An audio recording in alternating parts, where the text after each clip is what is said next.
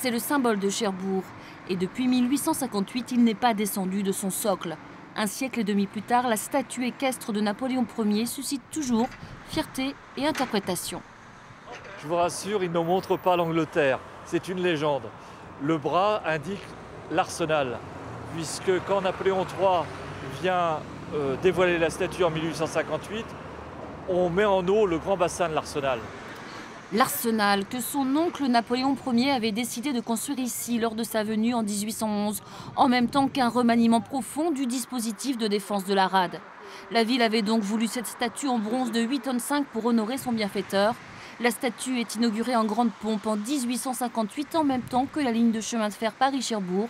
Et depuis, on l'a pensée indéboulonnable.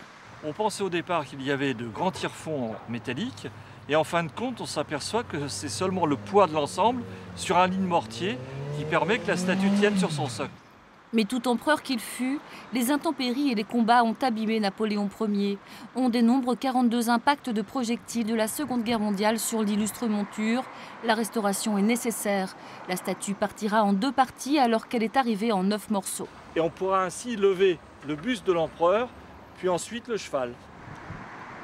Depuis quelques semaines, à leur façon, les Cherbourgeois disent au revoir à leur statue totem en attendant d'accueillir un remplaçant provisoire. Un autre cheval. C'est un autre cheval qui a été fait par un artiste qui travaille au CMN, donc c'est un partenariat avec les CMN.